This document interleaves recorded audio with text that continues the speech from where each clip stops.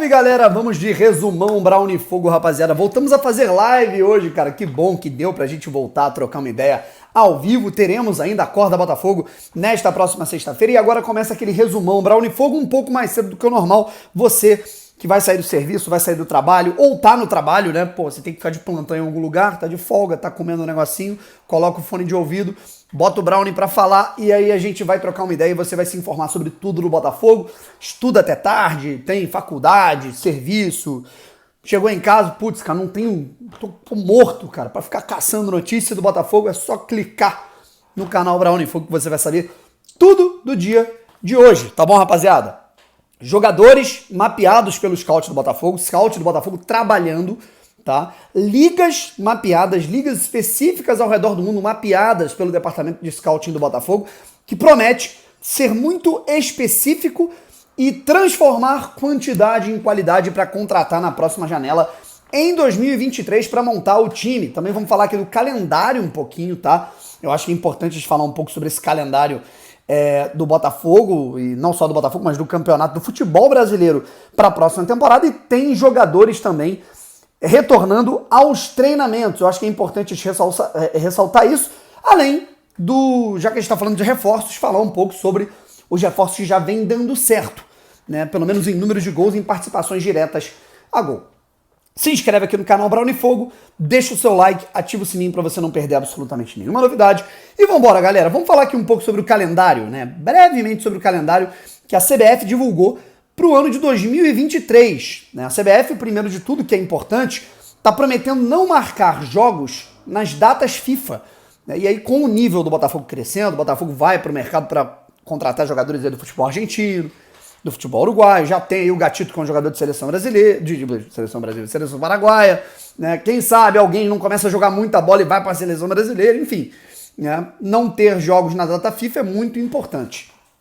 E aqui estão as datas, né? E por que eu tô falando das datas? Porque é importante, é extremamente importante, eu diria, né? A gente entender como é que vão ser, né, as datas de início e de término de cada campeonato que o Botafogo vai disputar ou que o Botafogo pode disputar, beleza? É o seguinte, cara, a gente tem primeiro as novidades aí, decisão de Copa do Brasil, que serão aos domingos, não mais às quartas-feiras. A gente vai ter as finais da Copa do Brasil 2023 acontecendo nos dias 17 e 24 de setembro, caem num domingo. O Campeonato Brasileiro Série A começa no dia 15 de abril, um pouquinho depois que começou esse ano, e termina no dia 3 de dezembro, que é mais tarde do que esse ano por conta da Copa do Mundo esse ano. Os estaduais começam no dia 15 de janeiro e terminam no dia 9 de abril, tá? E vale lembrar que o Botafogo planeja jogar o Campeonato Estadual com o time B, tá? São 16 datas mantidas, essa na minha opinião é a má notícia, a gente não está nem perto de ver o Campeonato Estadual diminuindo ou defasando, em termos de calendário, tá? Defasagem técnica já é óbvia, né? A Libertadores vai do dia 8 de fevereiro ao dia 11 de novembro, isso aqui é importante, porque se o Botafogo, porventura, jogar a pré-Libertadores, começa no dia 8 de fevereiro, tá? Então no dia 15 de janeiro, que é quando começa o estadual, até a Libertadores a gente vai ter aí, né, quase um mês. A Copa Sul-Americana começa no dia 8 de março, começa um pouco depois, porque a Copa Sul-Americana começa a partir dos times que são eliminados na pré-Libertadores, porque isso eu acho importante, né? Se o Botafogo, porventura, for para a pré-Libertadores acabar sendo eliminado na pré-Libertadores, vai para a Copa Sul-Americana, tá? E a final da Sul-Americana é no dia 28 de outubro, tá bom? Um pouco antes ali da final da Copa Libertadores, beleza?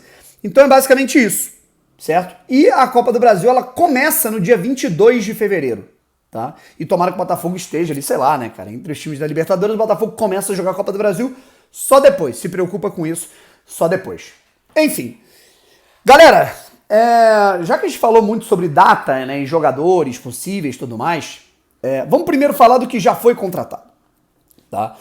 É importante, esse levantamento é importante, feito pelo GE. 90% dos gols do Botafogo desde que a janela fechou, a gente teve fechamento da janela ali no fim de agosto, né?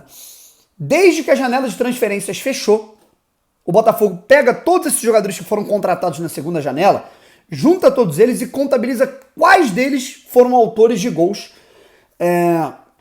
desde o fechamento da janela. Aí você computa todos os gols que foram feitos, 90% dos gols, tá legal? Um impacto imediato. O Eduardo, por exemplo, marcou 2 gols contra o Fortaleza. Júnior Santos marcou um gol contra o Juventude. Gabriel Pires fez um gol contra o Juventude. Marçal fez um gol contra o Fortaleza. E o Tiquinho Soares fez um gol contra o Coritiba. O único gol que não foi de um jogador contratado nessa janela, nessa segunda janela, foi de um jogador contratado na primeira janela. Foi o Vitor Cuesta, que marcou um gol agora contra o Coritiba. Ah, Brownie, mas e o gol do Cuesta lá contra o Ceará? Contra o Ceará a gente ainda tinha a janela aberta, tá bom, pessoal? Só para esclarecer. E aí, continuando, cara, importante a gente ressaltar outros fatores aqui também, né? Que a gente está falando também de futuro, tá? É importante a gente falar desse resultado que a gente já teve com jogadores contratados, mas é importante também falar sobre o futuro do Botafogo, certo? Scouting montado, a gente já fez um vídeo, inclusive o resumão Brown e Fogo de ontem, contou todo o organograma, toda a organização para que o Botafogo já começasse a trabalhar e o trabalho de fato já começou, tá legal? 12 ligas ao redor do mundo sendo mapeadas, né, no setor de inteligência para você poder captar jogadores jovens, jogadores ali com oportunidade de mercado, por exemplo, jogadores um pouco mais velhos que estão voltando para o futebol brasileiro ou que podem jogar no futebol brasileiro por transfer baixo, né, ou por uma oportunidade que realmente se encaixam, se enquadram no time, e aí você interliga tudo. O departamento de analytics, o departamento dos jogadores que estão sendo mapeados, o desempenho, o analista de desempenho vai ver, pô, cara, realmente está faltando isso aqui dentro desse modelo de jogo específico. Então tudo isso vai sendo mapeado e o Botafogo está vendo 12 ligas diferentes, e não só isso. O Botafogo está mapeando também mais o mercado sul-americano, uma crítica construtiva que foi feita por parte de torcedores do Botafogo ao longo de todo 2022 e que agora parece que o Botafogo vai realmente olhar para esse mercado de maneira mais atenta e sem precisar trocar o pneu, né, do carro com ele andando, né, que foi basicamente o que o Botafogo tentou fazer, algumas esferas, né, a tentativa do Orreda, né, da contratação desse jogador junto ao Godoy Cruz, que realmente foi complicado, o Botafogo tentando ali dar um tiro num jogador que o clube em questão, né, detentor dos direitos do atleta, engrossou, e agora a gente não vai depender de um Orreda, a gente vai tentar olhar para dezenas de Orredas, vamos colocar assim. Claro que é mais difícil você contratar um jogador de uma qualidade tão boa, mas agora a gente está falando de 89 jogadores já presentes numa lista de mapeamento no futebol argentino. Isso está falando aí de uma informação que ela foi trazida pelo Sérgio Santana do Lancenet. E, cara, está falando aí de quase 100 jogadores do futebol argentino sendo mapeados. E isso a gente está falando de um país só. Você tem o futebol chileno, você tem o futebol uruguaio, você tem o futebol equatoriano, colombiano, né? Você tem vários centros aí do futebol da América do Sul que podem render ali, obviamente que em quantidade você capta.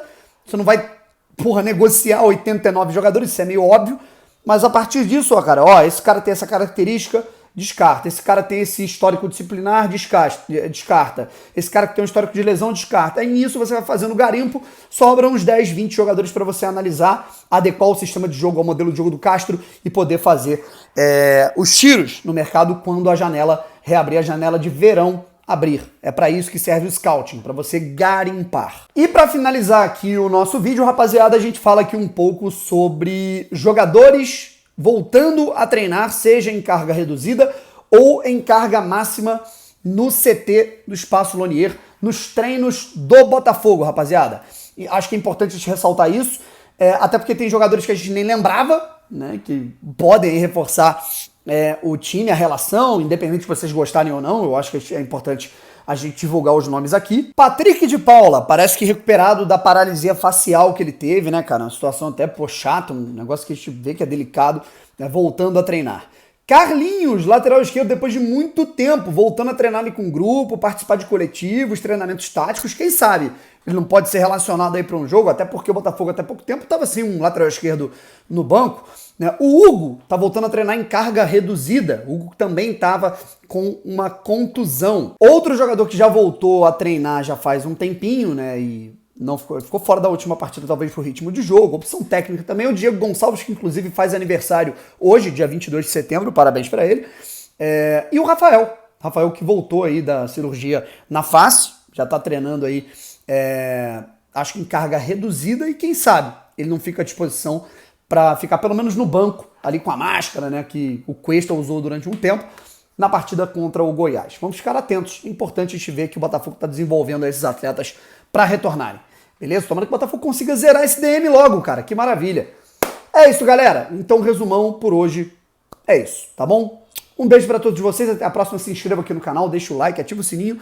E amanhã de manhã, por volta ali de 10, 11 da manhã, a gente vai ter o nosso Acorda Botafogo. Valeu? Fui!